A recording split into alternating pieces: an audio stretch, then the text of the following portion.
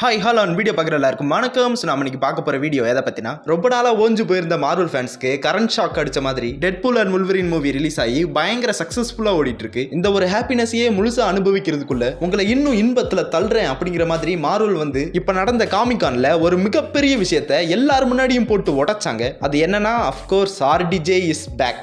யாருமே கொஞ்சம் கூட எதிர்பார்க்கவே இல்லை அப்படின்லாம் சொல்ல முடியாது. ஏன்னா ஏற்கனவே மார்வல் சைட்ல இருந்து நிறைய லீக்கர்ஸ் அண்ட் பப்ளிஷர்ஸ்லாம் RDJ திரும்பவும் மார்வல் யூனிவர்ஸ்க்குள்ள வருவாருன்னு சொல்லி Doctor Strange Multiverse of Madness movie release ஆன அப்ப இருந்தே அங்கங்க சொல்லிட்டு தான் இருந்தாங்க. அந்த ஒரு விஷயத்தை எல்லாரும் முன்னாடியும் ஓப்பனா கன்ஃபார்ம் பண்ணது ரொம்பவே ஆச்சரியமா இருந்தது. பட் இதுல மார்வல் வச்ச ட்விஸ்ட் என்னன்னா, RDJ வரதான் போறாரு, ஆனா நீங்க நினைக்கிற மாதிரி டோனி ஸ்டார்க் இல்ல, டாக்டர் டூமா தான் வர போறாருன்னு சொல்லி ஒரு மிகப்பெரிய குண்டை தூக்கி போட்டாங்க.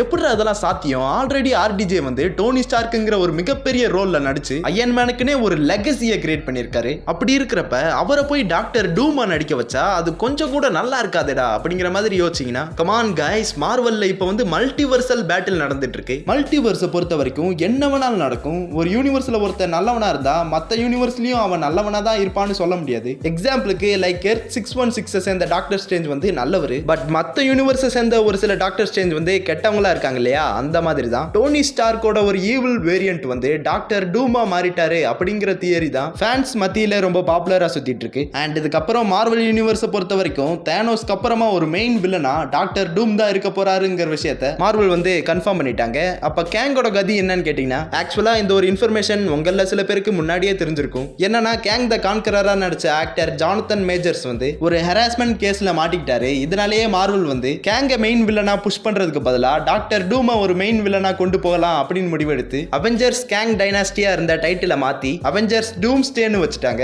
சோ மார்வல்ல சீக்ரெட் வார்ஸ் ஆரம்பிச்சு வைக்க போறதே டாக்டர் டூம் தான். அது எப்படி என்ன அப்படிங்கறத பத்தி தான் இந்த வீடியோல நம்ம டீடைலா பார்க்க போறோம். வீடியோவை ஸ்டார்ட் பண்றதுக்கு முன்னாடி இந்த வீடியோ உங்களுக்கு பிடிச்சிருந்தா லைக், ஷேர், கமெண்ட் பண்ணுங்க. மறக்காம சூப்பர் காமிக்ஸ் தமிழ் சேனலை சப்ஸ்கிரைப் பண்ணுங்க. சோ வாங்க வீடியோக்குள்ள போலாம். ஆக்சுவலா சீக்ரெட் வார்ஸை பொறுத்த வரைக்கும் காமிக்ஸ்ல என்ன நடக்கும்னு பாத்தீங்கன்னா, மல்டிவர்ஸ்ல இருக்கிற எல்லா யூனிவர்ஸுமே கொஞ்சம் கொஞ்சமா அழிஞ்சுக்கிட்டே இருக்கும். யாராலையுமே இந்த யூனிவர்ஸ்லாம் அழியறத தடுக்கவே முடியல. கடைசியில கிட்டத்தட்ட எல்லா யூனிவர்ஸும் அழியிற சிச்சுவேஷன்ல இருக்கும். ஒன்லி டாக்டர் டூம், டாக்டர் ஸ்ட்ரேஞ்ச், மாலிகுலர் மேன் இவங்க மட்டும் தான் சர்வைவ் ஆயிருப்பாங்க. அப்பதான் ரிவீல் பண்ணுவாங்க, இந்த ஒட்டுமொத்த மல்டிவர்ஸும் அழியறதுக்கு காரணமே பியாண்டர்ஸ் தான். இவங்களோட எண்ணமே மல்டிவர்ஸ்ல இருக்கிற ஒவ்வொரு யூனிவர்ஸையும் ஒட்டுமொத்தமா அழிச்சிட்டு மல்டிவர்ஸ் மொத்தத்துக்கும் புத்துயிர் அளிக்கணும் அப்படிங்கிறது தான் அவங்களோட எண்ணமே. பட் இதை டாக்டர் ஸ்ட்ரேஞ்சும் டாக்டர் டூமும் சேர்ந்து மாலிகுலர் மேனை வச்சு ஒரு பாம்பை கிரியேட் பண்ணி பியாண்டர்ஸை டிஃபீட் பண்ணிடுவாங்க. அண்ட் இந்த பியாண்டர்ஸோட பவர்ஸ் எல்லாத்தையுமே டாக்டர் டூம் வந்து அப்சர்வ் பண்ணி காட் எம்பரர் டூமா மாறிடுவாரு. இப்படிதான் காமிக்ஸ்ல நடக்கும். பட் MCUல இதே மாதிரி தான் நடக்குமான்னு கேட்டீங்கன்னா அதுக்கு வாய்ப்பு ரொம்ப ரொம்ப கம்மி. ஏன்னா MCUவை பொறுத்த வரைக்கும் பியாண்டர்ஸை இன்ட்ரோடியூஸ் பண்றதுக்கான ஐடியாவே இல்ல.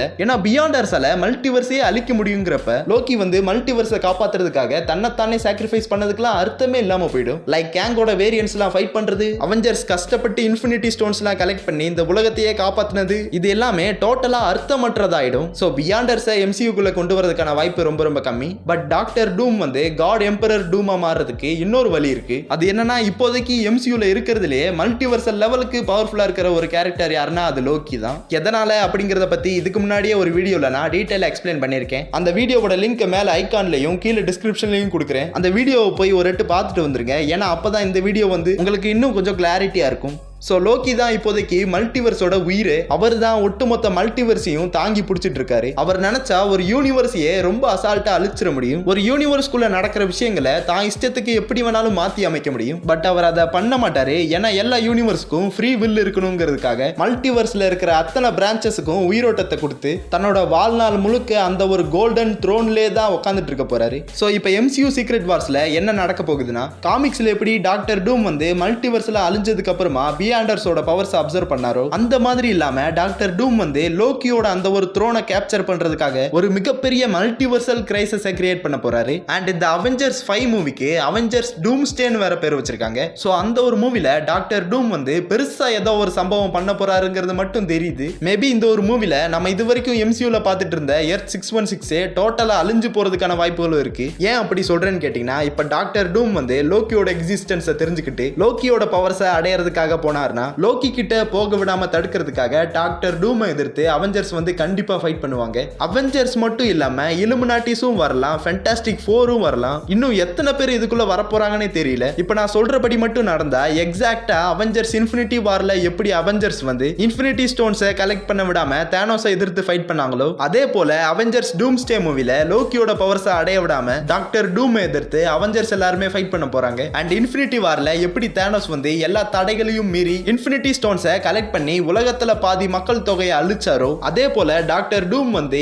ஏதாவது செஞ்சு லோக்கியோட பவர்ஸை அப்சர்வ் பண்ணி டாக்டர் டூமா இருந்தவரே காட் எம்பரர் டூமா மாற போறாரு. அண்ட் மல்டிவர்ஸ்குள்ள தனக்கு தேவையில்லாத இல்ல தன்னை எதிர்க்கிற யூனிவர்ஸ் எல்லாத்தையும் ஒட்டுமொத்தமா அழிச்சிட்டு தனக்கீழ தாம் பேச்ச கேட்டு நடக்கிற மாதிரி யூனிவர்ஸோட தலையெழுத்தையே திருத்தி எழுத போறாரு. அண்ட் எண்ட் கேம்ல எப்படி அவெஞ்சர்ஸ் வந்து இன்ஃபினிட்டி ஸ்டோன்ஸ் எல்லாம் கலெக்ட் பண்ணி மக்கள் எல்லாரையும் திரும்ப எப்படி உயிரோட கொண்டு வந்தாங்களோ, அதே போல சீக்ரெட் வார்ஸ் மூவில காட் எம்பரர் டூமை டிஃபீட் பண்ணி மல்டிவர்ஸை திரும்பவும் சமநிலைக்கு கொண்டு வருவாங்க. இதுல நமக்கு ஒரு டவுட் வரலாம், எப்படி டாக்டர் டூமுக்கு வந்து லோக்கியை பத்தி தெரிய வரலாம் அப்படின்னு கேட்டீங்கன்னா, எனக்கு தெரிஞ்சு அதுக்கு காரணமா இருக்க போறது கேங்கோட ஈவில் வேரியன்ஸ் தான். ஏன்னா நமக்கு வந்து தெரியும் எப்படியும் கேங்கோட வேரியன்ஸ் வந்து ஒரு மல்டிவர்சல் வாரை வந்து ஸ்டார்ட் பண்ண போறாங்க. இந்த ஒரு வார்னால மல்டிவர்ஸ்குள்ள மிகப்பெரிய ப்ராப்ளம்ஸ் வந்து ஸ்டார்ட் ஆகும். இதன் மூலியமா கூட டாக்டர் டூமுக்கு லோக்கியை பத்தி தெரிய வரலாம். சோ லோக்கி தான் மல்டிவர்ஸோட காடா இருக்காருங்கிற விஷயம் தெரிஞ்சதுனால அவரோட பவர்ஸ் கிடைச்சா நம்மளும் ஒரு காடா மாறலாம் அப்படிங்கிற விஷயத்தை தெரிஞ்சுக்கிட்டு கூட டாக்டர் டூம் வந்து லோக்கியோட பவர்ஸை அடையறதுக்காக முயற்சிக்கலாம். சோ இந்த ஒரு முயற்சியில அவெஞ்சர்ஸ் மட்டும் இல்லாம கேங்கோட ஈவில் வேரியன்ஸும் டாக்டர் டூமை எதிர்த்து சண்டை போட வேண்டிய சிச்சுவேஷன் கூட வர்றதுக்கான வாய்ப்பு இருக்கு. ஏன்னா கன்ஃபார்மா கேங்கோட ஈவில் வேரியன்ஸ் வந்து லோக்கியோட பவர்ஸை அடையறதுக்காக ஒரு மிகப்பெரிய ஃபைட்ல வந்து ஈடுபட போறாங்க. சோ டாக்டர் டூமும் லோக்கியோட பவர்ஸை அடைய நினைக்கிறான்னு தெரிஞ்சா கேங்கோட வேரியன்ஸ் அதை பார்த்துட்டு சும்மாலாம் இருக்க மாட்டாங்க.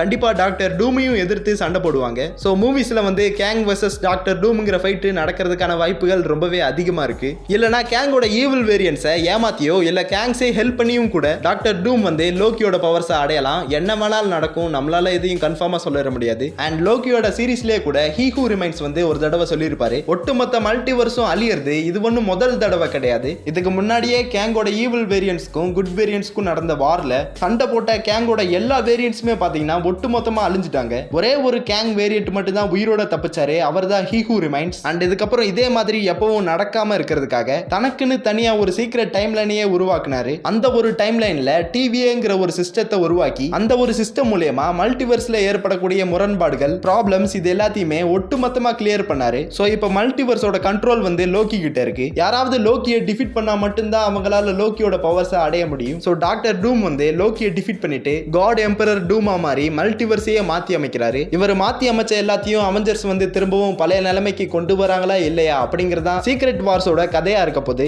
இப்ப நான் சொன்னபடி தான் கன்ஃபார்மா நடக்குமான்னு கேட்டீங்கன்னா, இது வந்து ஜஸ்ட் ஒப்பீனியன் மட்டும்தான். இப்படிதான் நடக்கும்னு நம்மளால கன்ஃபார்மெல்லாம் சொல்லிட முடியாது. இந்த தியரி படி நடக்கலாம் அப்படிங்கறதா நான் சொல்ல வரேன். சோ ஒரு வழியா நம்ம வீடியோவோட எண்டுக்கு வந்துட்டோம். வீடியோ உங்களுக்கு பிடிச்சிருந்தா லைக், ஷேர், கமெண்ட் பண்ணுங்க. மறக்காம சூப்பர் காமிக்ஸ் தமிழ் சேனலை சப்ஸ்கிரைப் பண்ணுங்க. வீடியோவை ஃபுல்லா பார்த்த அனைவருக்கும் தேங்க்ஸ் ஃபார் வாட்சிங்.